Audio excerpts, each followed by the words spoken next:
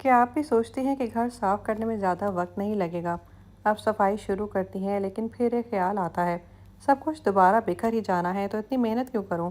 और यही सबसे ज़्यादा परेशानकुन बात है कि आपको समझ नहीं आती कि आखिर गलती कहाँ हो रही है। आप वक्त भी लगाती हैं, मेहनत भी करती हैं, लेकिन नतीजा वही रहता है क्योंकि असल मसला सफाई का नहीं है, असल मसला एक साइकिल का है। जब तक ये साइकिल चलती रहेगी, घर कभी मुस्तकिल तौर पर साफ नहीं रह सकता। घर की हर चीज़ इस्तेमाल होती है, रिमोट, चार्जर्स, रोज़मर्रा की दूसरी चीज़ें, लेकिन इस्तेमाल के बाद उनके साथ क्या होता है? क्या वो अपनी मुकर्रर जगह पर वापस जाती हैं? नहीं, वो करीब तरीन जगह पर रख दी जाती हैं। आप सोचते रहती हैं कि बाद में रख लूँगी, लेकिन वो बात कभी आती ही नहीं है।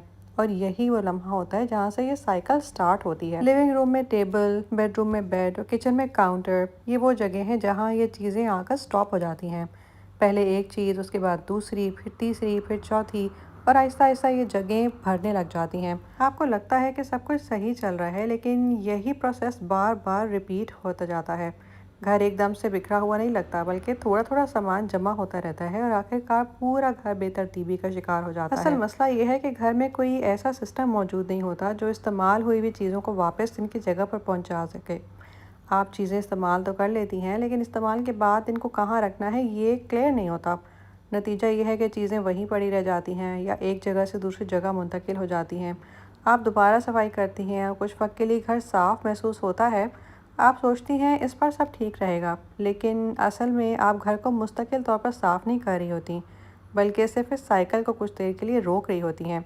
चीज़ें दोबारा इस्तेमाल हो जाएंगी, फिर करीब तरीन जगह पर चली जाएंगी, फिर सरफेसेस दोबारा भर जाएंगी क्योंकि सिस्टम तो बदला ही नहीं। घर दोबारा से बिखर जाएगा। तो हल क्या है? क्या बार बार सफाई करना? नहीं, असल हल इस साइकिल को तोड़ना है। और एक मौसर सिस्टम इन तीन चीज़ों पर मुश्तमिल होता है। हर एक चीज़ की मुस्तकिल जगह होनी चाहिए। चार्जर्स, रिमोट, रोज़मर्रा इस्तेमाल की चीज़ें, सब एक वाज़ेह और आसान जगह पर होनी चाहिए।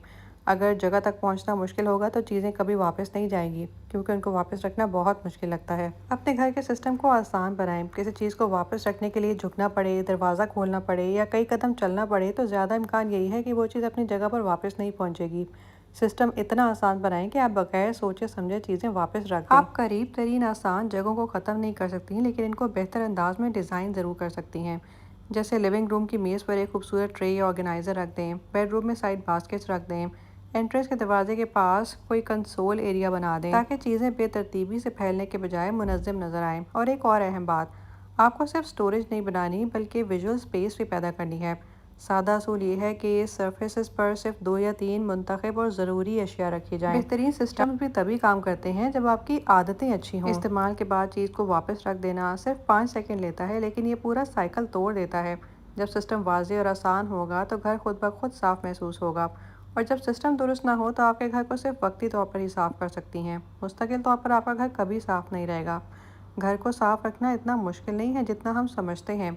सिर्फ एक अच्छे सिस्टम और कुछ अच्छी आदतों की ज़रूरत है जो उन सिस्टम्स को फॉलो करने के लिए तैयार भी हों। वीडियो से कुछ सीखने को मिला हो तो लाइक और शेयर करके चैनल को सब्सक्राइब कर दें। बेल नोटिफिकेशन बटन को भी ज़रूर ऑन करें।